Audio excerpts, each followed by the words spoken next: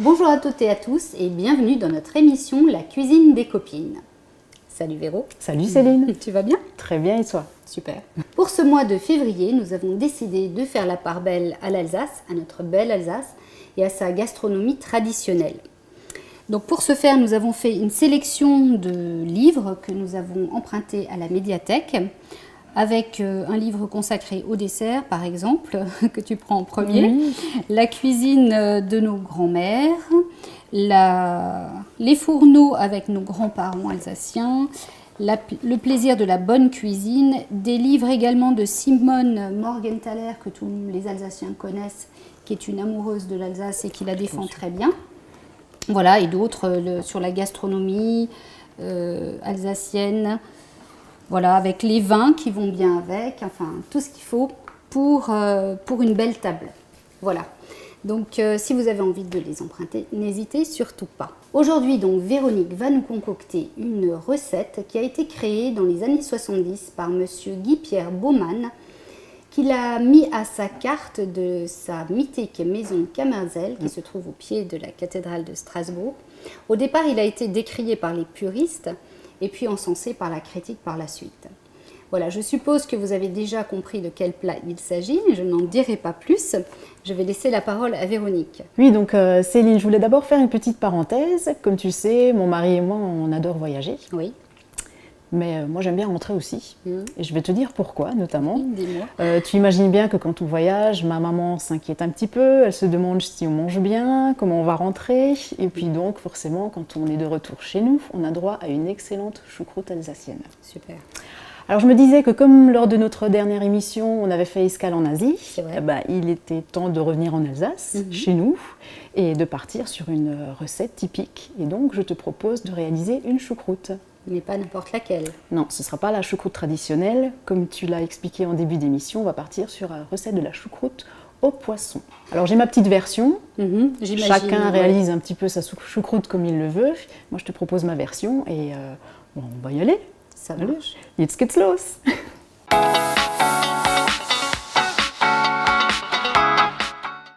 Voilà, on est prête et Véronique va nous dévoiler ses ingrédients. Oui Céline, alors pour cette choucroute de poisson, on va d'abord commencer par les poissons. Je propose de la faire avec du dos de cabillaud. On a un beau dos ici. Ensuite du saumon, alors tu remarqueras que le saumon là, il n'a pas une couleur très prononcée comme on le voit habituellement. C'est parce que c'est du saumon sauvage qu'on trouve maintenant assez facilement aussi en supermarché.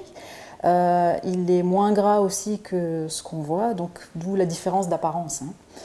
Et moins coloré, moins coloré, donc pas de colorant ou toutes ces choses qui donnent en général envie d'acheter, ce qui n'est pas forcément un critère.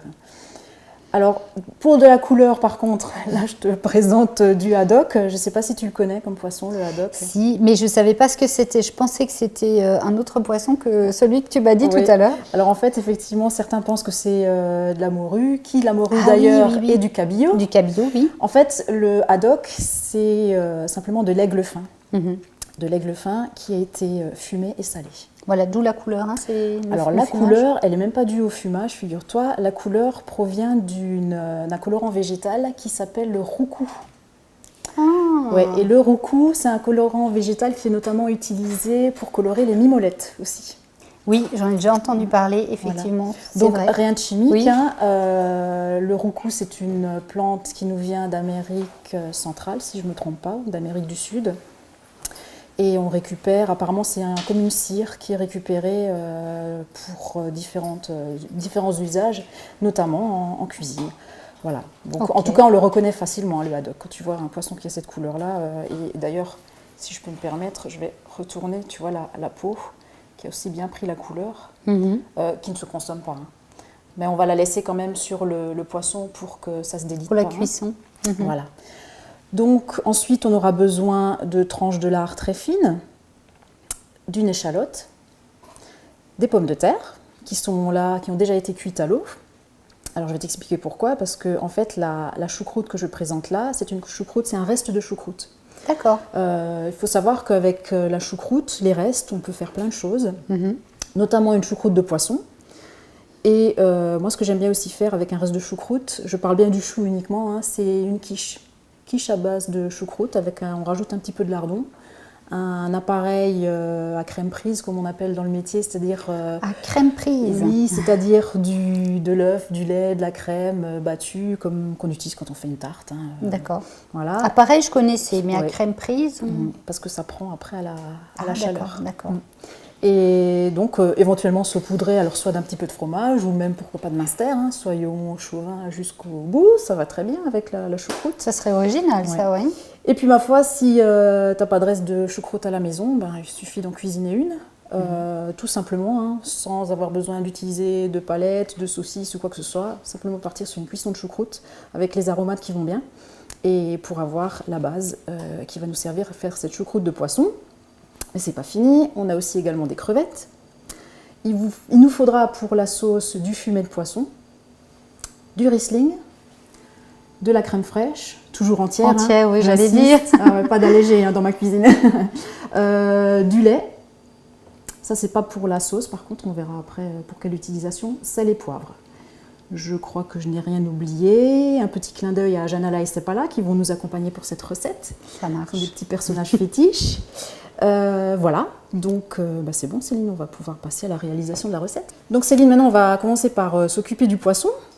Alors comme je compte présenter la recette de façon petite portion, on va couper le poisson pas en trop gros morceaux et puis ça sera d'autant plus vite cuit. Hein. Oui. Donc le saumon, alors moi je pense qu'en sorte de gros cubes, tu vois, comme ça, on pourrait très bien garder le pavé entier. Hein. Ça peut faire l'objet Mais en déco, je pense qu'en gros cube, c'est plus joli, non? Oui, effectivement. Et c'est vraiment dans l'air du temps. Il faut après réfléchir déjà à la présentation. Des cubes comme ça. Celui-là, je ne vais pas trop, parce que comme tu vois, c'est déjà la fin du filet. D'ailleurs, je vais l'enlever quand même, cette partie-là. Voilà, tu vois, on a déjà ça peut quand même une belle portion. Ouais. Voilà. Pour le cabillaud, je vais aussi commencer... Donc d'abord en longueur comme ça, pour avoir déjà une bonne épaisseur, et après je le recoupe en deux. Celui-là il est vraiment charnu, c'est un beau magnifique, dos, tu vois. Voilà. Donc c'est également de la morue. Non. Alors, enfin oui, pardon. Une fois que le cabillaud est passé par le salage, ça devient de la morue. Ah, c'est le salage qui fait qu'on l'appelle morue. C'est comme le haddock. Le haddock, c'est pas le nom d'un poisson, c'est le nom de l'aigle fin une fois qu'il a été traité en fumage et en salage. Okay. Voilà. Ok. Ouais.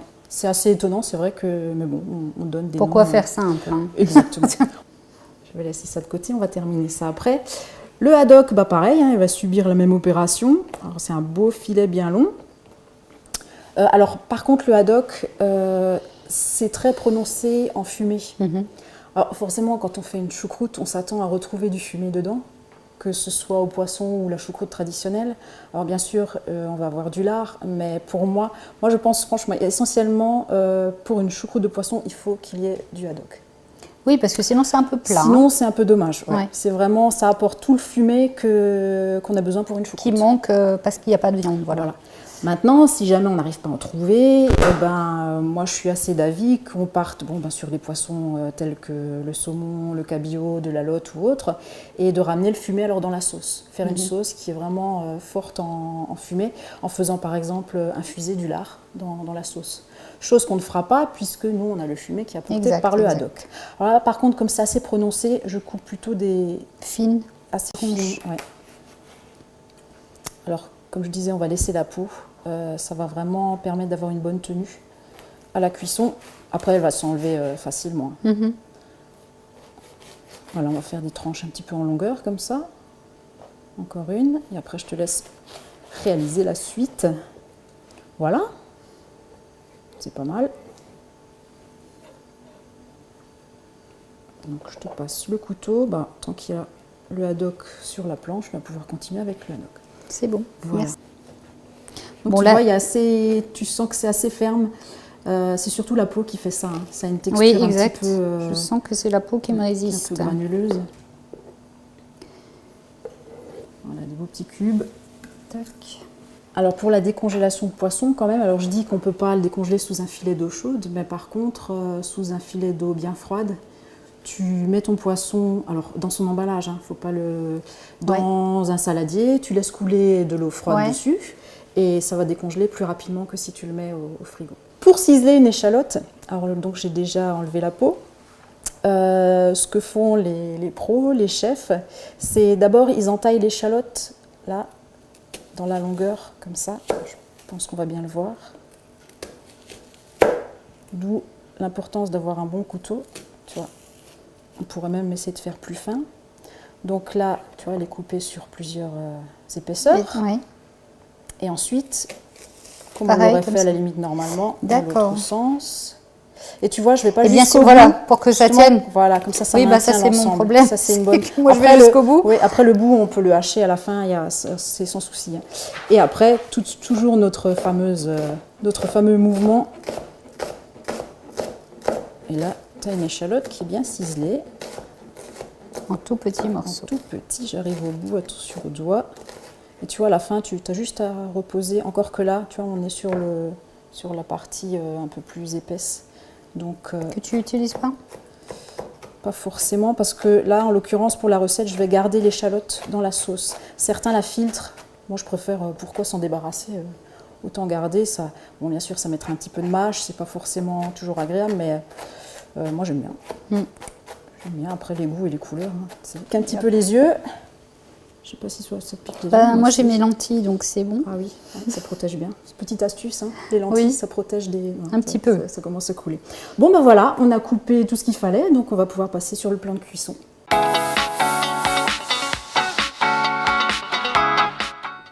Alors, Véro, la choucroute cuit déjà? Oui, alors, vu qu'elle est déjà cuite, comme je te l'avais expliqué, comme c'était un reste, je la remets en chauffe avec simplement les pommes de terre. Donc tu vois là, on a T'as mis un petit filet d'huile? Juste un petit peu d'huile, ouais, et après un petit peu d'eau pour que ça n'accroche pas. Puisqu'on va même pas s'en occuper, on va laisser chauffer tranquillement le temps de réaliser la sauce et la cuisson des poissons. Donc on laisse ça tranquillement sur le feu, petit feu, et voilà, ça va se réchauffer tout seul. Donc ce que j'ai aussi déjà préparé, c'est l'échalote dans la casserole, une petite casserole pour réaliser la sauce avec du beurre. Donc on va déjà mettre le feu pour simplement faire revenir dans un premier temps les échalotes avec le beurre. D'accord. Et en parallèle, on va utiliser le lait que je mets dans une grande sauteuse relativement large, puisque en fait je vais faire cuire les poissons dans le lait. Les trois en les même trois. temps? Alors il y a plusieurs techniques, c'est-à-dire que moi je vais au plus simple. Mais oui, c'est-à-dire que voilà, je vais pas m'amuser, vu la quantité aussi, à allumer le four, à mettre mes filets de poisson tranquillement à chauffer et le haddock dans le lait. Autant utiliser la casserole que j'ai là pour faire l'ensemble. Mais effectivement, on peut alors soit cuire le poisson au four, on peut très bien sinon faire sauter le saumon et le cabillaud dans une poêle au beurre, pour avoir un côté même grillé qui serait même plus gourmand, je l'avoue. C'est pas mal non plus, oui. Donc là, moi, j'ai choisi une autre alternative, c'est voilà, de tout cuire en même temps dans le lait. Comme ça, en fait, ça pourrait être dans un courbouillon. Toi, tu utilises ça pourrait le être lait. un courbouillon. J'utilise le lait parce que le lait, déjà, en général, tu le trouveras dans les recettes quand on parle de haddock. Le haddock, on le cuit au lait, ça adoucit un petit peu le poisson. Ok. Donc autant l'utiliser pour les autres poissons. Et ça parfumera un petit peu les autres. Parfumer, tout à fait. Et même à la limite, une fois que tu as ressorti les poissons, moi je serais même tentée de dire de garder ce lait et l'utiliser pour une sauce, pour une autre recette ou simplement ramenant un petit peu d'épaisseur. Et ça peut être vraiment sympathique, ce côté fumé. Donc là, notre beurre est en train de fondre. Et puis, en attendant que tout ça se mette en marche, alors déjà, ce serait bien de mettre le feu sous le lait, c'est déjà une bonne chose. Alors, on fait un démarrage à froid, c'est-à-dire que je vais mettre les poissons, je ne vais pas attendre que le lait soit chaud, je vais mettre le poisson tout de suite dedans et uniquement le haddock pour l'instant. Parce que le cabillaud et le saumon vont cuire très très vite. Alors que le haddock, il faut un petit peu plus de temps, les 10-15 minutes, le temps que ça monte en chaleur. Ok. Donc, effectivement, tu peux... Super. Alors, on va les mettre tout simplement dedans, dans un petit bain de jouvence. C'est pas du lait d'ânesse, mais non, bon. c'est pas Cléopâtre non plus, sinon la pauvre. Donc voilà, on va attendre que ça monte en chaleur. Par contre, il ne faut surtout pas faire bouillir le lait. Il faut que ça chauffe tranquillement. Entre-temps, tu vois, notre échalote est en train de... Tu le fais juste translucide ou tu fais un petit peu doré? Juste les faire un petit peu... Non, les faire un peu cuire en fait. Je ne veux pas les dorer. Je vais rajouter le Riesling. Du vin blanc Tout au pif un peu. Ouais, j'avoue que c'est toujours un petit peu au pif, effectivement. C'est l'équivalent quoi, allez, d'un verre, j'ai l'impression. Un petit alors. Un Hein. petit verre. Allez, tout est toujours un peu petit. Voilà. Je me rends pas compte finalement. Moi, j'ai des portions un peu plus généreuses en général, mais ça se voit d'ailleurs. Mais non, c'est une... Qu'est-ce que tu racontes? Et donc là, on augmente vraiment le feu. Là, pour le coup, je veux que ça boue. Il faut que ça boue parce qu'on va vouloir que le liquide réduise et que l'alcool s'évapore et un maximum de liquide aussi pour avoir vraiment plus que presque un condensé de réduction. Une réduction, voilà. En attendant, je voulais te parler de notre bonne vieille choucroute. Oui. Figure-toi que la choucroute n'est même pas alsacienne. Oui. Je parle du choucroute. Hein. Il n'est même pas allemand. Oui. Et d'ailleurs, j'en avais fait allusion lors de la dernière émission. La choucroute vient de Chine. Alors, j'ai regardé un petit peu plus précisément ce que je pouvais trouver. Et on trouve l'origine de la choucroute dans le nord de la Chine, notamment les ouvriers qui ont construit la muraille de Chine se nourrissaient de choucroute, qui avait l'avantage de se conserver très bien. Et la deuxième chose, c'est qu'elle est bonne pour la santé. Le chou, on le met donc dans ce qu'on appelle une saumure. La saumure, c'est simplement du sel. Du sel, oui. Du sel et on laisse fermenter. Et le fait de fermenter le chou avec ce sel va justement enlever cette partie soufrée que souvent les gens ne supportent pas quand ils mangent du chou. Pour la digestion, pour les gaz en fait. Oui, exactement. Ce qui fait que du coup, la choucroute est très digeste. Elle est diététique elle est light, elle contient beaucoup d'eau, elle a des fibres, elle contient de la vitamine C. Et ce processus de fermentation, en fait, à la base, c'est le sucre de la choucroute qui se transforme en acide lactique, ce qui en fait un probiotique. Je ne sais pas si tu as déjà entendu parler des probiotiques. Si, on en parle de temps en temps à la revue de presse. Ouais. C'est très bon pour la santé, pour la flore intestinale, et c'est en fait des bactéries amies qui sont bonnes. Qui aident à la digestion. Tout à fait. Ouais. Donc voilà pour la petite histoire de la choucroute. Intéressant. Pourquoi je disais aussi bonne vieille choucroute? Parce qu'elle était en Chine. Comment est-ce qu'elle est arrivée jusqu'en Alsace? En fait, elle a été apportée par les Huns. Oui. Peuple nomade, peuple nomade de l'Asie centrale. Et ça date parce que ça a été fait, si je ne me trompe pas, au 5e siècle. Les Huns qui sont venus en Europe envahir c'était je crois d'ailleurs Attila même qui était à la tête des Huns. Donc voilà, ils ont ramené avec eux la choucroute en passant par l'Allemagne, par l'Autriche. Et puis voilà, donc... Certains se sont installés et du coup, ont donné leurs recettes. Et la choucroute est vraiment un élément diététique, il n'y a pas à dire. Ce qui fait qu'elle n'est pas diététique en elle-même, c'est le plat en lui avec... c'est ce qu'on y rajoute. C'est ce qu'on y rajoute, les viandes, les saucisses, la pomme de terre, bon après... voilà, pourquoi que la pomme de terre simplement à la vapeur, elle n'est pas très gênante non plus. Une fois qu'on les fait revenir dans du beurre, dans de l'huile, ça c'est pire. Exactement, et d'y associer les protéines, donc saucisses, viande et tout ce qui s'ensuit. Donc le poisson avec la choucroute, c'est génial. Le petit bémol, c'est la sauce, mais enfin bon, à un moment donné... on n'est pas obligé non plus, et puis on n'en mange pas tous les jours, donc il faut que ça reste un plaisir avant tout. J'ai coupé le poisson. Pourquoi? Parce que là, je suis sur un feu large. Assez fort, assez fort. Donc, je laisse infuser tranquillement dedans. Et on va réaliser la sauce. Une fois qu'elle sera faite, on repartira un petit peu en chauffe au niveau du poisson pour juste ajuster et rajouter le saumon et le cabillaud. Et puis après, on n'aura plus qu'à réaliser nos petits chips de lard. Tranche de lard qu'on va simplement faire saisir à la poêle, très chaude, pour avoir ce que j'appelle des chips. Alors, je crois que tu te souviens, on avait déjà fait des chips, mais de jambon cru, qu'on avait réalisé au four. On peut faire la même chose avec les tranches de lard, sauf que là, j'ai 4-5 tranches de lard, je ne vais pas allumer le four juste pour ça. Donc, on va les faire à la poêle. Elles ne seront pas toutes plates, toutes belles, mais l'effet est garanti aussi. Ça chante. Je n'ai pas voulu chanter tout de suite, mais ça chante. Des tranches très fines.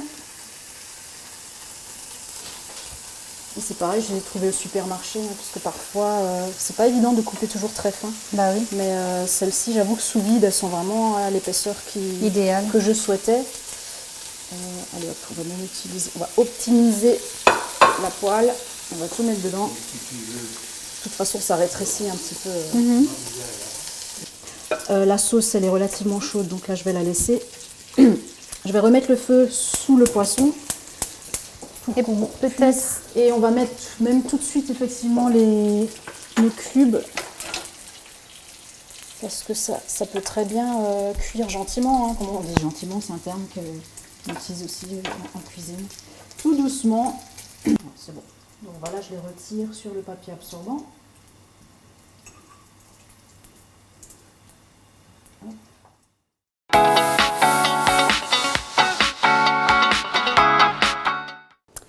Voilà, il n'y a plus qu'à faire le montage. C'est la partie bricolage. Hein. Moi, j'aime bien faire le montage de plus en plus. Donc, on a déjà mis, alors je vais commencer par le début, hein. On a déjà mis donc, le chou dans ces petits bols ou ces grandes assiettes à soupe. C'est toujours sympa parce que ça change très un petit joli, peu de la présentation. Et vu qu'elles sont de couleur un peu foncée, ça va faire ressortir un contraste. Le plat. Donc, la choucroute simplement posée en dôme. Là, j'ai coupé des pommes de terre en tranches ou en lamelles. Je vais d'abord mettre la sauce. Hein. Ouais, t'as vu, elle est... Ah, tu mets la sauce d'abord? Oui, parce que j'ai pas trop envie de napper le poisson. D'accord. Après, c'est un petit peu chacun. Alors, j'espère juste que je vais pas trop en mettre de côté. On va essayer de faire ça bien. Tu me diras, j'aurais très bien pu commencer par mettre la sauce et après poser le chou. Mais bon, j'aime bien la difficulté, hein, en l'occurrence. Non, mais c'est bien. Et tout, c'est pas en mettre trop à côté. Voilà. Je pense que c'est... Voilà, c'est joli. Ensuite, on va dresser avec... Je vais prendre ça. On va aller chercher donc nos morceaux de poisson. Alors, un petit bout de cabillaud pour commencer, qu'on va poser peut-être là. Alors, j'ai pas trop réfléchi à la présentation. On va mettre un petit peu au fur et à mesure. Un bout de saumon ici. Une jolie tranche, voilà, de haddock. Voilà, le capitaine en face.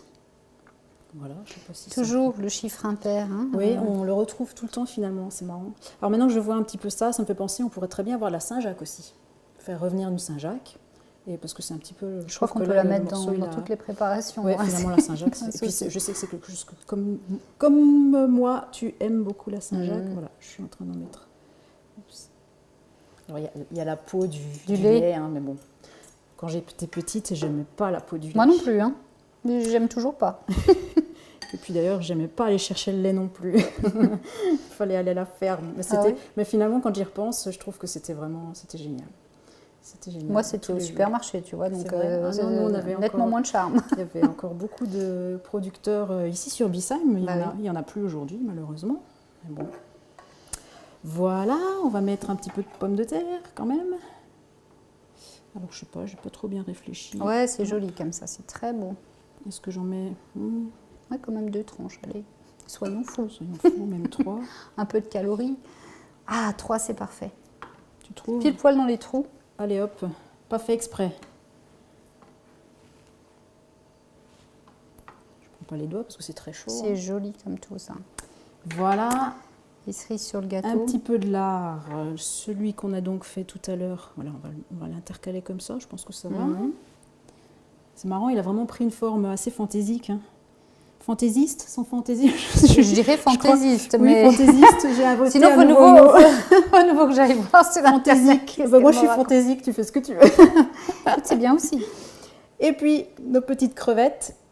J'ai pas fait de moule, mais j'aurais très bien pu intégrer une ou 2 petites moules. Au niveau couleur, c'est aussi relativement plaisant parce que ça tranche vraiment. Ah, ben voilà, sur la pomme de terre, c'est bien. J'en mets dis donc. Qu'est-ce que t'en penses?